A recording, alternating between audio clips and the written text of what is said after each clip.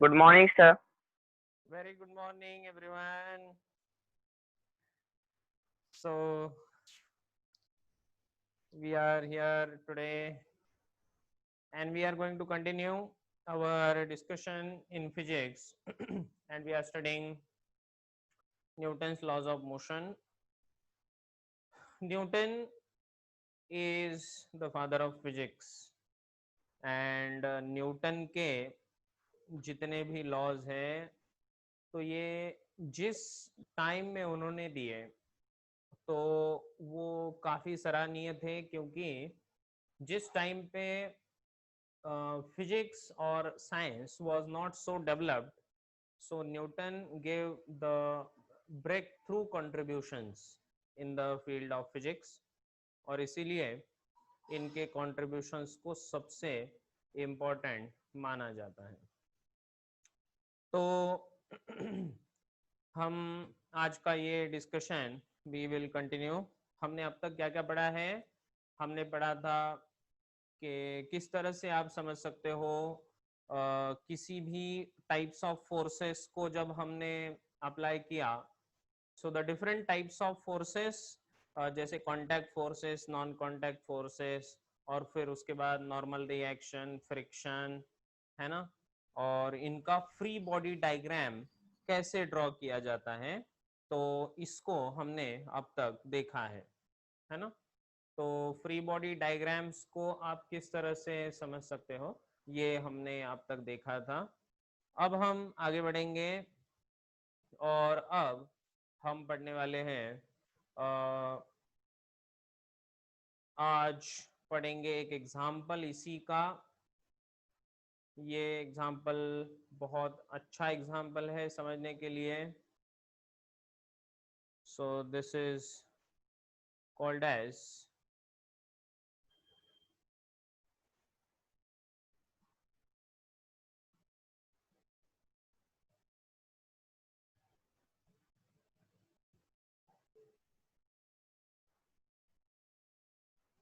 the motion of the cart pulled by the horse। क्या मेरी आवाज सबको क्लियरली आ रही है? Yes, sir. Yes, sir. Great. So we are going to see the motion of the cart pulled by the horse। तो हमारे गांव में तो घोड़ा और उससे पीछे जो टांगा जिसको कहते हैं हम, है ना, तो टांगे की बात चल रही है। तो गांव में तो टांगा बहुत रेयरली दिखता है, लेकिन कुछ जैसे महाराष्ट्र में specially in Jalna it is very famous, है ना। In Jalna tonga once upon a time it was very famous. अभी उतना ज़्यादा नहीं रहा, है ना। और उसके बाद हमारे गांव में बैलगाड़ी होती है ना, बैलों से गाड़ी को खींचते हैं हम। तो ये वाला एग्जाम्पल तो हमें पता है। तो motion of a cart pulled by the horse बोलो या motion of the cart pulled by the bull also you can say. So dear friends, ये रहा आपका टांगा, है ना। तो चलिए इसको एक घोड़ा लगा देते हैं। टगड़क टगड़क चल रहा है अपना घोड़ा।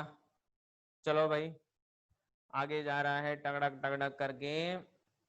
और अब हम इस हॉर्स को ऐसा कह रहे हैं कि this particular horse pulls the cart. This horse pulls the cart by pushing the ground backward with the feet with force F, making an angle theta with the horizontal। इसको बेटे बहुत ध्यान से देखिए। जब हम कह रहे थे कि ये घोड़ा आगे जा रहा है, तो ये घोड़ा आगे कैसे जा रहा है? It is pushing the ground backward, क्योंकि हम जब हम भी चलते हैं तो हम क्या करते हैं? जब हम चलते हैं ग्राउंड पे तो हम क्या करते हैं? हम अपने पैरों से जमीन पे फोर्स लगाते हैं और इसीलिए जमीन भी हमें एक नॉर्मल रिएक्शन देती है। हम क्या करते हैं, जमीन पे एक फोर्स देते हैं, उस फोर्स के कारण जमीन हमें उसका उल्टा रिएक्शन पेयर वाला फोर्स देती है, और इसके कारण हम आगे बढ़ पाते हैं। तो यहाँ पर ये टांगे के केस में भी ये हॉर्स क्या कर रहा है, अपने पैरों से पीछे दबा रहा है जमीन को, और इसीलिए वो आगे जा रहा है, इसलिए कार्ट को भी खींच रहा है। तो मान लो कि वो फोर्स दे रहा है F at an angle theta, ठीक है। The ground in turn exerts force R on the horse is equal and opposite to F, तो इसका नॉर्मल रिएक्शन मिलेगा। ये समझे क्या सब लोग? घोड़े ने जमीन पे कितना फोर्स दे दिया बेटा, F, और ग्राउंड ने उसका अपोजिट फोर्स रिएक्शन दे दिया घोड़े को, वो है R, और उसके कारण आपका घोड़ा आगे आगे बढ़ रहा है। सो रिएक्शन R जो भी यहाँ पर मिलेगा उसके दो कंपोनेंट्स हम बनाएंगे, है ना। तो कंपोनेंट्स बनाना तो सबको आता है, जिसको कंपोनेंट्स बनाना नहीं आता, वेक्टर के कंपोनेंट्स, तो आपको वेक्टर चैप्टर वाले जो वीडियोस मैंने दिए हैं अपने ग्रुप के ऊपर भी हैं, उन वीडियोस को आप जरूर देखें। तो R के दो कंपोनेंट्स बनेंगे, R cos theta and R sin theta. तो ये एंगल थीटा है, ये है आपका R। तो क्या आप मुझे बताएंगे कि हॉरिजॉन्टल में कौन सा रहेगा और वर्टिकल में कौन सा रहेगा? हॉरिजॉन्टल में cos थीटा और वर्टिकल में sin थीटा। वर्टिकल में sin थीटा। शाबाश। और cos थीटा जिसके साथ एंगल थीटा वो कौन होता है? cos theta. cos theta, cos याद थीटा। रखना बेटे, जिसके साथ एंगल थीटा वो कौन? cos theta. तो जमीन के साथ एंगल थीटा है वो है r cos थीटा, और perpendicular to this will be r sin theta. तो ये दो कंपोनेंट्स हमने बना लिए इस तरह से, r cos theta and r sin theta. r क्या है बेटे? r मतलब क्या है? रोजी रोटी क्या है r? फोर्स है sir. Normal reaction, normal reaction.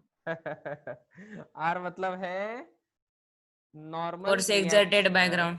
given by the ground on the horse। शाबाश, that is correct, सही बोला आपने। so it is exerted by the ground on the horse, very good। तो कंपोनेंट्स हमने ले लिए। यही वाला जो कंपोनेंट है मेरे बच्चों, r cos theta tends to move the cart to the right. ये जो कंपोनेंट है r cos थीटा, इस r cos थीटा के कारण ही तो अपना कार्ड मूव कर रहा है। अगर ये r cos थीटा यहाँ पर नहीं रहता, अगर r cos थीटा 0 हो जाए तो आपका हॉर्स आगे जाएगा ही नहीं, है ना। इसका मतलब खींचने में कौन मदद कर रहा है? खींचने में r cos थीटा वाला जो r कंपोनेंट cos है थीटा। वो मदद कर रहा है। ये हमें समझ में आया, है ना। तो हमें जरूरत है r cos थीटा की सबसे ज्यादा। r sin थीटा जो है बच्चों, r sin थीटा क्या काम करेगा? किस काम का है r sin थीटा, बोलो एनीबडी? r sin थीटा का कुछ काम है यहाँ पर? नहीं सर। है ये जो सर r वो sin बैलेंस कर रहा है सर नीचे के फोर्स को। हाँ, तो घोड़े का जो mg वाला फोर्स रहेगा, उस mg वाले फोर्स और ये फोर्स का वो अपोजिट रिएक्शन है, ठीक है। इसका मतलब ऐसा नहीं होगा कि r sin थीटा इसको मिला इसलिए घोड़ा हवा में ऊपर चला जाएगा क्योंकि ऊपर की तरफ फोर्स है। है ना। कुछ लोग कह सकते हैं सर जहां पर फोर्स लगेगा वहां पर घोड़ा जाएगा, तो r cos थीटा के कारण घोड़ा आगे जा रहा है, तो r sin थीटा के कारण हवा में उड़ने लगेगा, तो ये हवाई रथ हो जाएगा। रामायण में जैसे रावण उड़ाता था ना अपना घोड़ा, क्यों भाई? तो ऐसा ना हो जाए कहीं, तो ऐसा नहीं होगा, ठीक है। तो चलिए यहाँ पर फ्रिक्शन फोर्स मैंने दिखा दिए। इनके पहिए देखिए बेटे आप लोग, ये कार्ड जो है इनके पहिए सबको दिख गए हैं? व्हील्स, इस व्हील्स Yes, sir. को कार्ट आगे लेके खींच रहा है, घोड़ा इसको आगे खींच रहा है तो फ्रिक्शन इनको पीछे खींचेगा, है ना। घोड़ा आगे खींच रहा है तो फ्रिक्शन इनको पीछे खींचेगा। तो ये ग्रीन में दिख रहा है सबको, तो ग्रीन में हमने दिखा दिया फोर्स, ठीक है। और ये जो रस्सी इनके बीच में थी, ये कार्ट और इसको जो रस्सी बांधी हुई है उसमें क्या आएगा, टेंशन, इस रस्सी में आएगा टेंशन, ठीक है। So very good, tension. और whether the cart moves or not depends upon the relative magnitude of r cos theta and the frictional force F between the cart and the wheel of the ground। देखो ये सबसे important चीज बता रहा हूं, आपका cart आगे move करेगा या नहीं करेगा, ये किसके ऊपर डिपेंडेंट है, ये डिपेंडेंट है r cos थीटा जो राइट में खींच रहा है और ये फ्रिक्शन जो उसको लेफ्ट में खींच रहा है ना। तो टग ऑफ वॉर के जैसा, जैसे आप एक रस्सी ले लेते हो, एक रस्सी के और कुछ लोग खड़े हैं, दूसरे और कुछ लोग खड़े हैं और सारे खींच रहे एक दूसरे को, है ना, जोर लगा के हैया, क्यों भाई। तो इस तरह से जब आप खींचते हो तो जिसका ताकत ज्यादा होगा उसकी तरफ रस्सी जाएगी। तो यहाँ पर आर कॉस थीटा अगर ज्यादा हो गया तो कार्ट आगे चला जाएगा, आर कॉस थीटा अगर बहुत कम रहा तो फ्रिक्शन का वैल्यू अगर आर कॉस थीटा से ज्यादा है तो कार्ट आगे जाएगा ही नहीं, सिंपल सी बात है ना। जैसे बहुत बड़ा टांगा है मान लो और कोई बच्चा गया और टांगे को खींचने लग गया तो टांगा जगह का हिलेगा भी नहीं उसको।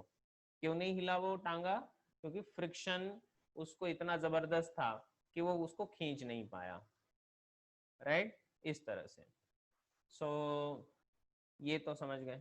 तो जब आर कॉस थीटा बड़ा हो जाएगा तो कार्ट आगे चला जाएगा, R cos theta is greater than F तो कार्ट आगे जाएगा, अगर नहीं है तो वहीं रह जाएगा। Clear, very good. अब वर्टिकल की बात करते हैं। वर्टिकल में देखा जाए तो कार्ट का वजन देखो नीचे की तरफ W1 दिखाया है, कार्ट में देखो इसका वजन कितना दिखाया है, W1 नीचे की तरफ, और R1 क्या है, उसका रिएक्शन है of the ground on the cart. Clear, तो R1 मतलब उसका रिएक्शन, उसको नॉर्मल रिएक्शन जो हम कहते थे, N से भी दिखाते या R से भी दिखाते, ध्यान रखना। और ये घोड़ा, ये घोड़े का भी तो वजन होगा नीचे W2, और W2 के कारण कांटेक्ट आया तो कांटेक्ट के कारण दूसरा एक नॉर्मल रिएक्शन जन्मा R2। तो इसका मतलब R sin थीटा जो पहले से था और ये उसका वजन के कारण एक दूसरा रिएक्शन R2। तो इतने सारे फोर्सेस ये कार्ट और हॉर्स के केस में अप्लाई हो रहे हैं। तो क्या ये डायग्राम आपने पूरा ड्रॉ कर लिया? हाँ सर, कर लिया। एक मिनट Sir, 1 minute.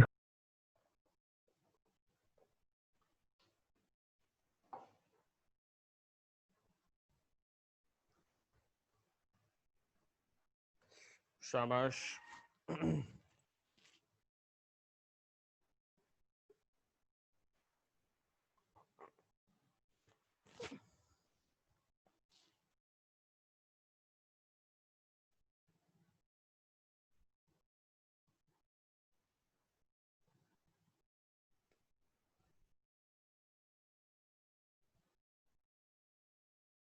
तो ये इस तरह का जो प्रेजेंटेशन है, तो इससे थोड़ा आपको विजुअलाइज करने के लिए अच्छा हो जाता है, and you learn also properly.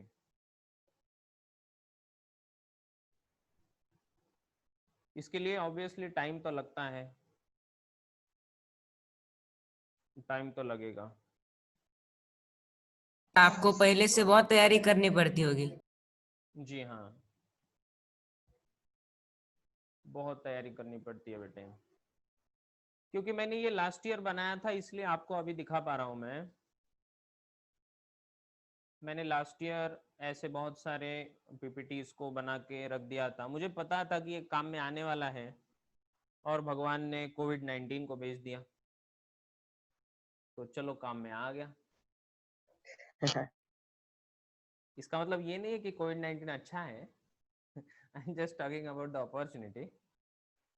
So let's move ahead. प्यारे बच्चों, इस घोड़े वाले टांगे में हमने देखा ये W2 वेट जो है वर्टिकल में, देखो यहाँ पर बैलेंस कौन होगा, तो अच्छा चलो ये बैलेंस वाला अभी मत सोचो, इसके बारे में बाद में सोचते हैं कौन किसको बैलेंस कर रहा है, ठीक है, इसको मैं बता दूंगा बाद में आपको।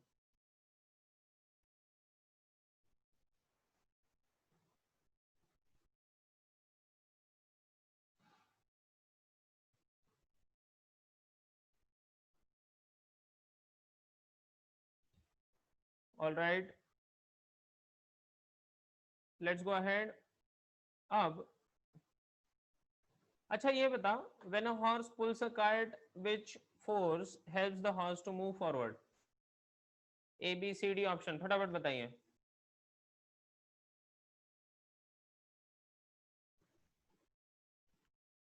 जब घोड़ा पुल कर रहा है कार्ट को प्यारे बच्चों, तो आपको पूछा गया है कि ऐसा कौन सा फोर्स है जो घोड़े को आगे मूव करने में मदद कर रहा है।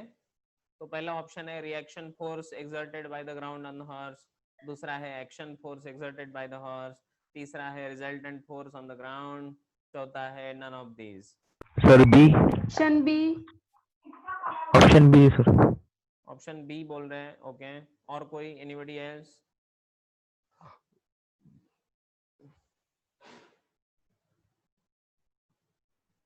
Anybody else? Sir option B होगा।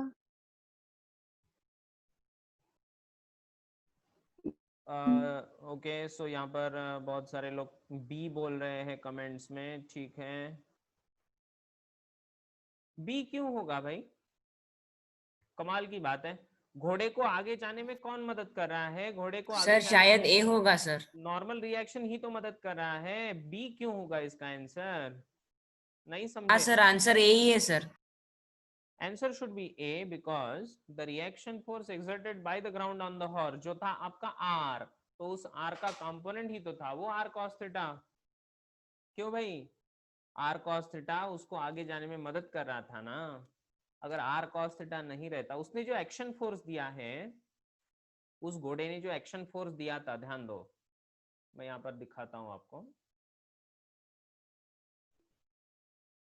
Just a minute. ये देखो, उसका जो एक्शन है, घोड़े का जो एक्शन है यहाँ पर, वो है एफ। घोड़े का जो एक्शन था वो अगर एफ है नीचे की तरफ, तो जो फोर्स दिया तो वो नीचे की तरफ जा रहा है, तो घोड़ा जमीन के अंदर जाना चाहिए था, लेकिन ऐसा नहीं हुआ। जमीन बोली तू, तेरे को अंदर जाना अलाउड नहीं है, तो उसने रिएक्शन दे दिया बाहर की तरफ आर, इसलिए घोड़ा आगे चला जाएगा। और आर का कंपोनेंट उसको आगे जाने में मदद कर रहा है ना, आर कॉस थीटा। अगर आर कॉस थीटा रहता ही नहीं तो घोड़ा आगे जाता ही नहीं। क्लियर? एंड देयरफॉर एक्शन मतलब नीचे वाला, रिएक्शन मतलब ऊपर वाला यहाँ पर, और इसीलिए answer should be A. Clear? Yes, Let's go sir. ahead. Applications of Newton's laws. नहीं, एप्लीकेशन को मैं आपको बाद में बताता हूँ, उससे पहले हमें कुछ और चीजें पढ़नी है। मैं थोड़ा आगे जाता हूँ, just moving ahead little bit.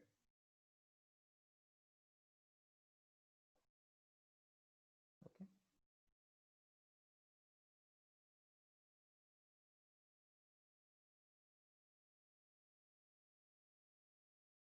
So यहाँ पर सबसे पहला चीज कि हमने देखा घोड़ा जब पुल कर रहा था, तो घोड़े के एक्शन रिएक्शन पेयर्स को हमने इसको समझा।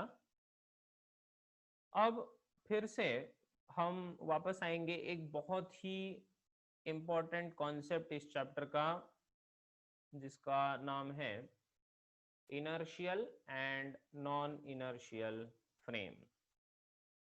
Okay, inertial and non-inertial frame.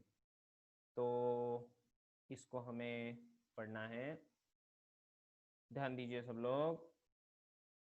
बेटे मैंने पहले भी आपसे इसका डिस्कशन हुआ था, इनर्शियल क्या होता है, नॉन इनर्शियल होता है। इनर्शियल का मतलब होता है ऐसा फ्रेम ऑफ रेफरेंस जिसका वेलोसिटी या तो जीरो हो या तो कांस्टेंट हो। इनर्शियल फ्रेम ऑफ रेफरेंस का मतलब होता है ऐसा ऑब्जेक्ट या ऐसा कोई भी फिक्स्ड पॉइंट या मूविंग पॉइंट जो आइदर वेलोसिटी जीरो पर हो या वेलोसिटी उसका कांस्टेंट हो, राइट। तो इसीलिए इनर्शियल एंड नॉन इनर्शियल में इनर्शियल का मतलब होता है जिसका वेलोसिटी जीरो या कांस्टेंट, और नॉन इनर्शियल का मतलब होता है उसका वेलोसिटी बदल रहा है। तो देखो इनर्शियल फ्रेम ऑफ रेफरेंस का मतलब होता है कि either they are moving with uniform velocity relative to each other, है ना। तो normal force, tension, weight, spring force, muscular force, ये जो सारे एग्जांपल्स हैं, तो ये सारे forces basically inertial frame of reference से ही जाने जाते हैं, ठीक है। तो जो लॉज ऑफ फिजिक्स हम अब तक कैलकुलेट करते आए हैं, ये सारे लॉज ऑफ फिजिक्स हमें सिर्फ और सिर्फ इनर्शियल फ्रेम ऑफ रेफरेंस में ही लगाना अलाउड है। अगर हमने नॉन इनर्शियल फ्रेम में न्यूटन्स लॉज को अप्लाई किया तो न्यूटन्स लॉज वहां पर फेल हो जाएंगे, इनवैलिड हो जाएंगे, है ना। इंटरेस्टिंग चीज कि हमारे जितने भी लॉज ऑफ मोशन हमने अब तक पढ़े हैं बेटे, all these laws of motion are actually applied only in the inertial frame of reference. तो आप ये एग्जांपल्स लिखो। इनर्शियल फ्रेम ऑफ रेफरेंस मैंने पहले बोला था आपको, इसको आप याद रखना, ठीक है। क्या याद रखना है आपको? आपको याद रखना है कि इसका आइदर वेलोसिटी होता है जीरो या फिर इसका वेलोसिटी होता है constant. Velocity is either zero और कांस्टेंट, ठीक है। या तो वेलोसिटी जीरो है। वेलोसिटी जीरो मतलब क्या होता है रे? वेलोसिटी जीरो हो जाएगा मतलब क्या हो जाएगा? At rest. मतलब एट रेस्ट हो जाएगा, क्यों भाई, है ना। और कांस्टेंट हो जाएगा, इसका मतलब क्या है? Uniform motion. जब ये कांस्टेंट हो जाता है तो क्या होता है? यूनिफॉर्म वेलोसिटी, यूनिफॉर्म मोशन हो जाता है। इसी को हम इनर्शियल फ्रेम ऑफ रेफरेंस कहते हैं। और इसमें कौन से फोर्सेस आते हैं तो एग्जांपल्स लिख लो आप। Normal force, normal reaction, tension in the string, weight, spring force, muscular force, ये सारे। Clear?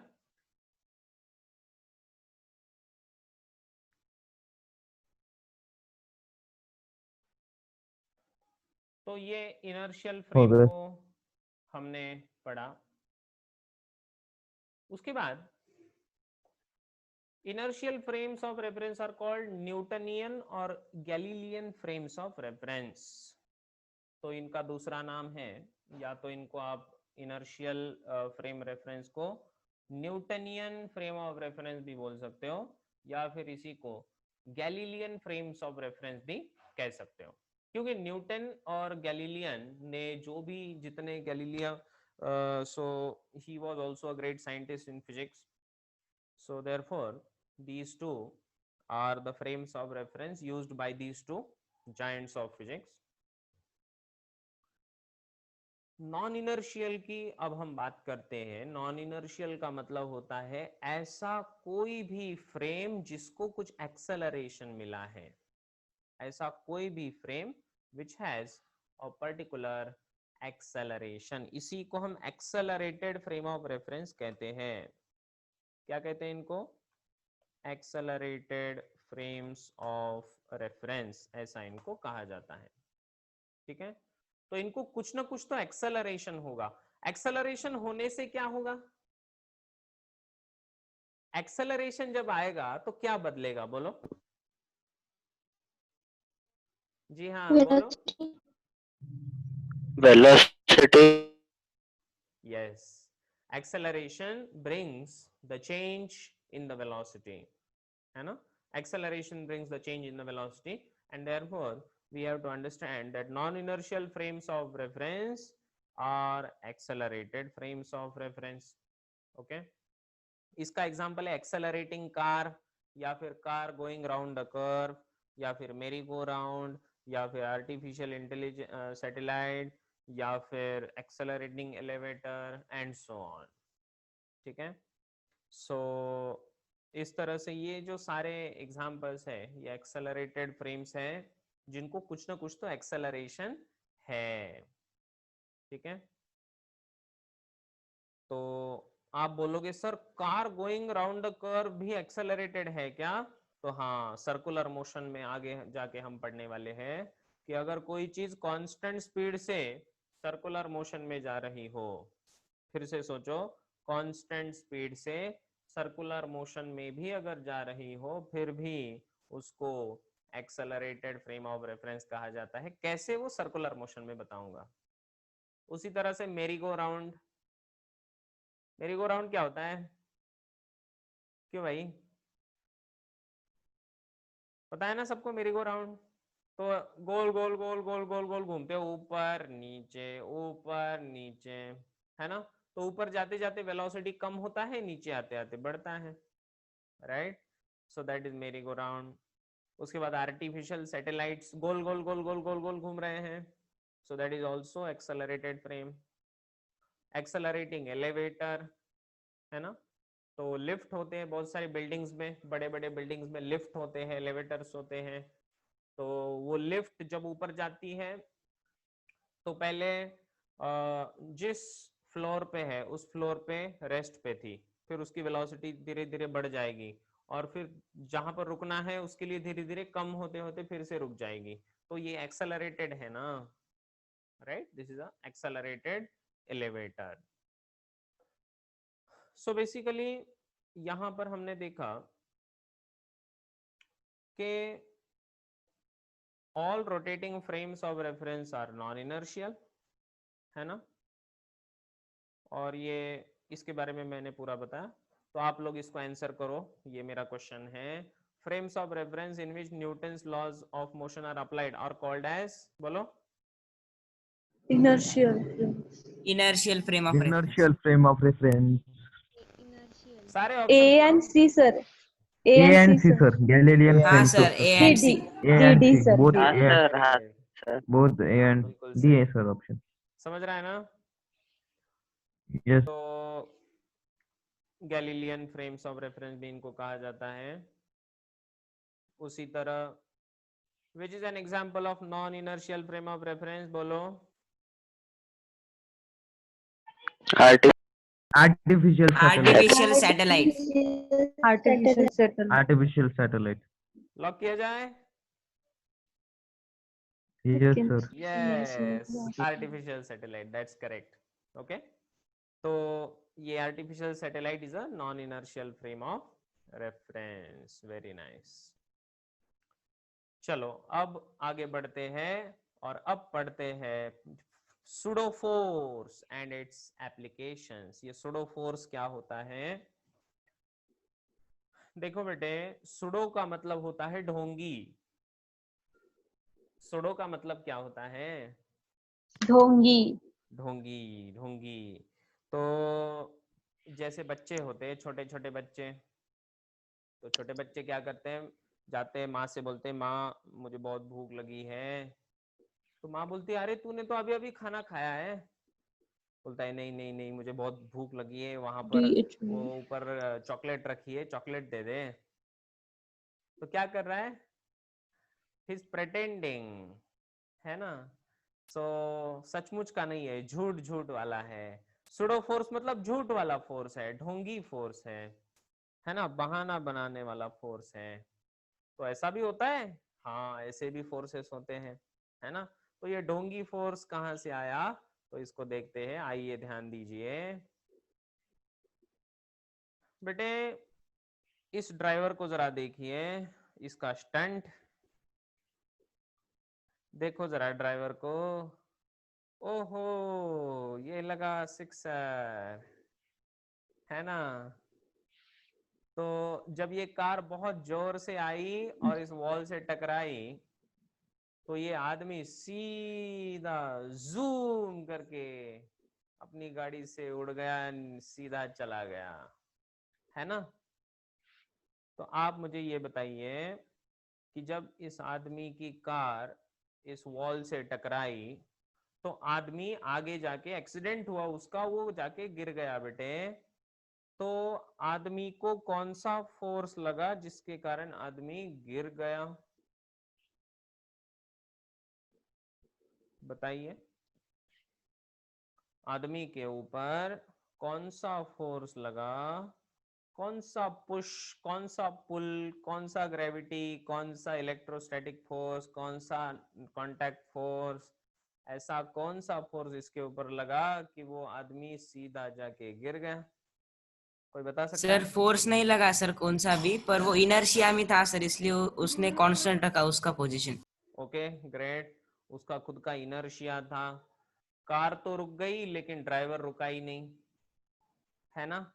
that is inertia of motion, that the driver and car both of them were moving at a very high speed and इस दीवार ने car को तो रोक लिया लेकिन ड्राइवर को रोक नहीं सकी।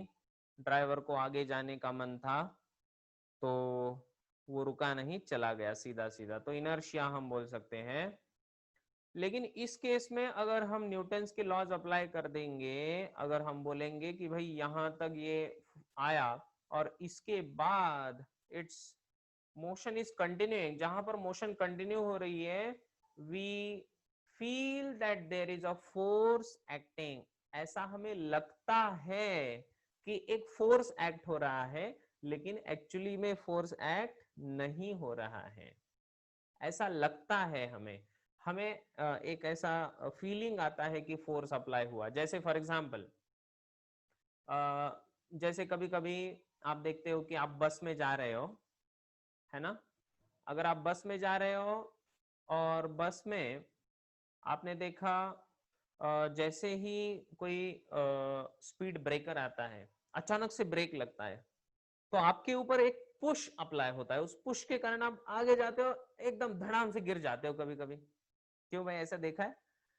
So it is very much possible that in the bus अचानक से जब ब्रेक मारा तो पैसेंजर नीचे गिर गया। पैसेंजर नीचे क्यों गिरा, उसको किसने धक्का मारा, बोलो? किसी ने नहीं मारा, है ना। देयर इज ऐसा लगता है, ऐसी हमारी अंडरस्टैंडिंग है कि there is one force acting on it, but actually there is no force. Such forces are called pseudo forces, इतना सिंपल है। या फिर बस खड़ी है, आप भी खड़े हैं, बस अचानक से चालू हो गई, एकदम धड़ाम से निकलने लगी, तो क्या आप ऐसी केस में भी पीछे की तरफ आपके ऊपर एक फोर्स लगता है? आपको ऐसा लगता है कि किसी ने आपको धक्का मारा, लेकिन एक्चुअली आपको किसी ने धक्का नहीं मारा। Actually it is the pseudo force which is acting upon that object, it is the inertia actually. और उसी को हम न्यूटन्स लॉज जब अप्लाई करेंगे पूरे पूरे सिस्टम को, तो Newton's laws will not be valid. अब ये सबसे इंपॉर्टेंट बात है कि न्यूटन्स लॉज क्यों वैलिड नहीं होंगे ऐसे केस में, तो इसका रीजन भी बताता हूं, पहले इसको समझ लेते हैं कि the push that we experience when the car stops suddenly is due to our own inertia, right? That's correct. So we will say that this added term which does not have a real origin is called as pseudo force। ये बीच में ये रहा, एक minute, हाँ देखो बेटे ध्यान दीजिए। In order to apply Newton's laws to explain this situation, we need to introduce a term called external force in the equation of motion। तो इस केस में न्यूटन्स लॉज को अगर आपको अप्लाई करना है न्यूटन्स लॉज यहाँ पर अप्लाई नहीं होते, लेकिन अगर न्यूटन्स लॉज को फिर भी अगर आपको अप्लाई करना है तो क्या करना पड़ेगा, you have to add a term to it. वो जो टर्म है जो आपको ऐड करनी पड़ेगी उसका नाम है सुडो फोर्स। ओके, तो this term to be added does not have real origin. इसका रियल ओरिजिन नहीं है, ये किसी ने नहीं दिया force. It is not originated by some source, इसका कोई सोर्स नहीं है, ठीक है, और इसीलिए इसको कहा जाता है pseudo force.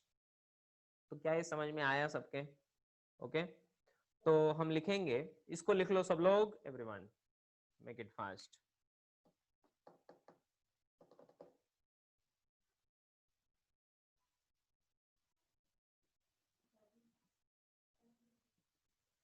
The force on an object relative to an observer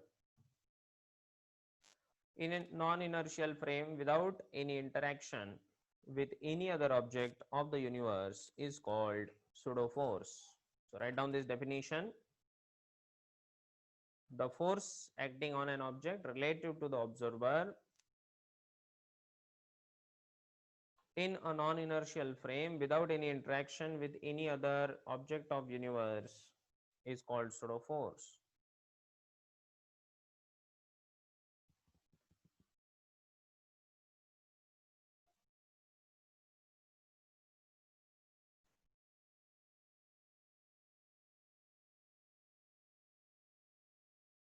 हो गया।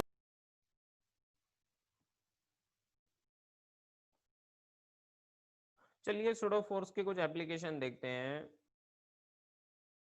The block kept on the smooth inclined plane can be kept stationary। चलो इसको एक काम करना पड़ेगा, अपना टाइम खत्म हो गया है।